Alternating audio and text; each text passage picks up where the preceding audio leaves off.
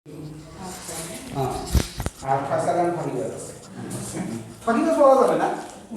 আলাইকুম স্টুডেন্টস, আশা রাখতেছি তোমরা সবাই ভালো আছো।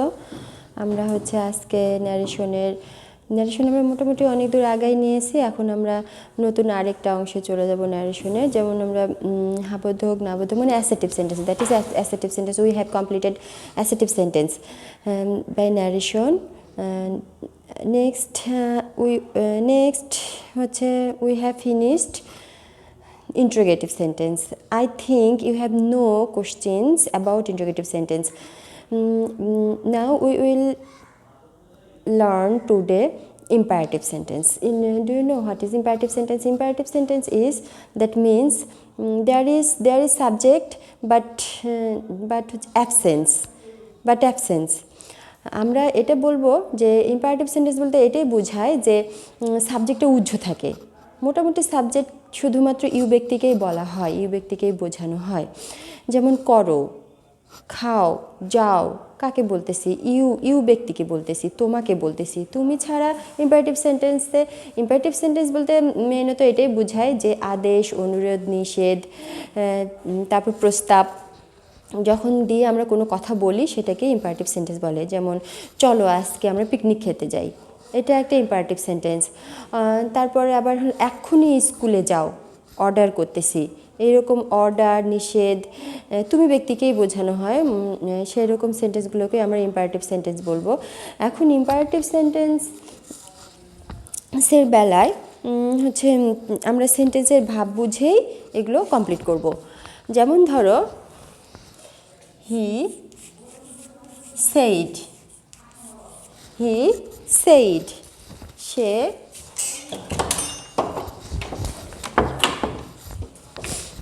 he said সে বলল।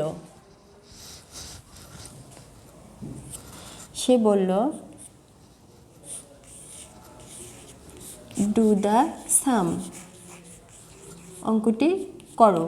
এই কথাটা আমরা সাধারণভাবে টিচাররাই আমাদেরকে বলে, স্টুডেন্টসকে বলে, অথবা বাবা মা প্যারেন্টসরা বলতে পারে। সেক্ষেত্রে আমরা কি নিয়ে আসবো? হি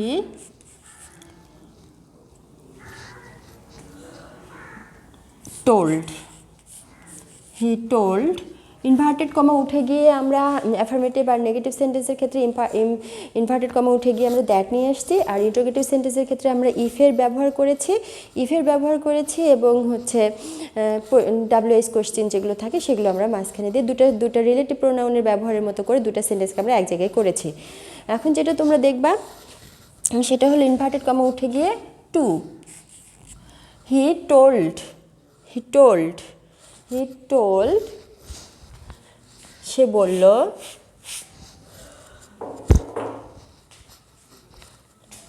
টু ডু দ্য সাম, সে অঙ্কটি করতে বলল। এখানে দেখো আমাদের যেহেতু দুটো সেন্টেন্সকে আমরা এক জায়গায় করি, সেহেতু এই সাবজেক্ট ইম্পারেটিভ সেন্টেন্সে সবসময় ভার্ব সামনে থাকে। আর সামনে থাকার কারণে আমরা টু নিয়ে এসে কোনো একটা ভার্বের সামনে আমরা যদি টু বসাই তাহলে আমরা সেটা কি বুঝি? তাহলে আমরা সেটাকে নাউনে পরিণত করি। এখন দেখো দ্য ম্যান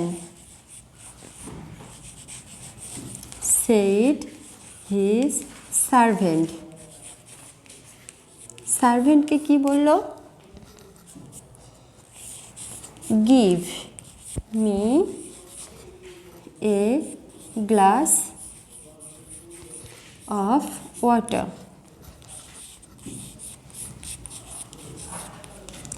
সার্ভেন্ট কি করতে পারে? সার্ভেন্ট অর্ডার করতে পারে। তাহলে আমরা সেক্ষেত্রে সার্ভেন্ট অর্ডার করতে পারে। আমরা এখন সার্ভেন্টকে অর্ডার করতে হয়, মানে সার্ভেন্টকে আমরা অর্ডার করতেছি, দ্য ম্যানটা অর্ডার করতেছে। The man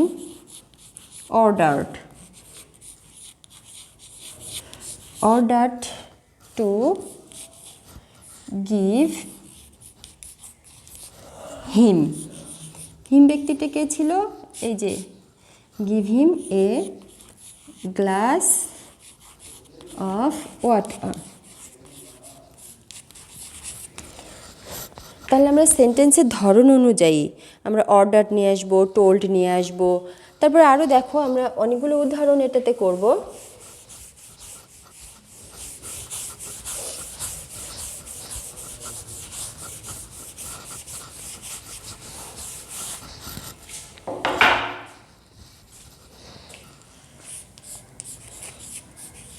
The beggar told the man, লোকটাকে কি বলল? Give me some money. দেখো এখানে কি, the beggar begged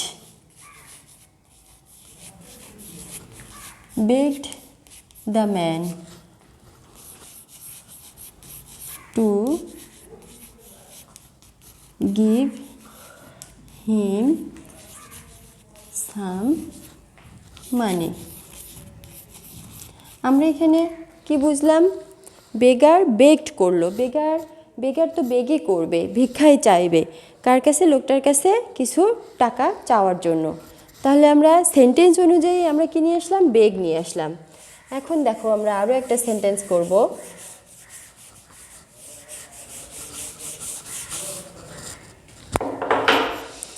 একটা সেন্টেন্স করব, হি told me please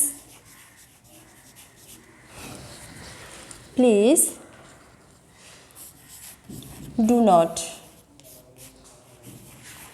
read the paper. সে আমাকে বলল দয়া করে পেপারটি পড়িও না। হি রিকোয়েস্ট করলো। He requested me not to. আমরা যেহেতু জানি ভার্বের সামনে আমরা এটা নিয়ে আসবো, টুটা নিয়ে আসবো, not to read the paper. তাহলে আমরা কি শিখলাম? সেন্টেন্সের ধরন অনুযায়ী আমরা রিকোয়েস্ট নিয়ে আসবো, সেন্টেন্সের ধরন অনুযায়ী আমরা নিয়ে আসবো, বেগ নিয়ে আসবো, অর্ডার নিয়ে আসবো, টোল্ড নিয়ে আসবো। এইরকম করে আমরা এভাবে ন্যারেশনগুলো করতে হবে সেন্টেন্স অনুযায়ী। যেহেতু আমরা ইম্পারেটিভ সেন্টেন্স মানে এটা বুঝি যে যখন কোনো কিছু অর্ডার করা, আদেশ করা, নিষেধ করা, তারপরে অনুরোধ করা বোঝাবে, প্রস্তাব দেওয়া বোঝাবে, তখন আমরা সেগুলোকে ইম্পারেটিভ সেন্টেন্স বলবো। আর ইম্পারেটিভ সেন্টেন্সের ক্ষেত্রে আমরা ভার্বের সামনে টু নিয়ে এসে ইনভার্টেড কমার পরিবর্তে আর যদি নিয়ে এসে আমরা দুইটা সেন্টেন্সকে এক জায়গায় করব। আর প্রোনাউনগুলো তো চেঞ্জের ক্ষেত্রে সেটা তোমরা খেয়ালই করবা। আর একটা কথা সেটা হচ্ছে যখন আমরা দেখব যে নট আসছে, নাবাধক আমাদের ইম্পারেটিভ সেন্টেন্সটা, তখন আমরা নটটা সামনে দিয়ে ভার্বের সামনে টু দিব। Not to read, not to write, যেমন করে হোক এইরকম করে আমরা এই সেন্টেন্সগুলো কমপ্লিট করব।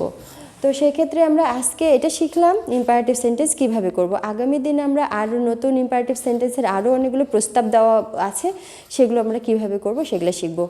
তো সেই ক্ষেত্রে তোমরা এগুলো অবশ্যই বাসায় প্র্যাকটিস করবা। আর তোমাদের বইয়ের মধ্যে অনেক ভার্স জিনিস দেওয়া আছে, তোমরা অনলাইনেও পাবা, এগুলো দেখবা। আর রুলসগুলো পড়বা, রুলসগুলো পড়লে আমার কথাগুলো মনে পড়বে, আর সেক্ষেত্রে তোমরা ভালো করে জিনিসগুলো বুঝবা। তো গুড লাক, ভালো থাকো, আল্লাহ হাফেজ।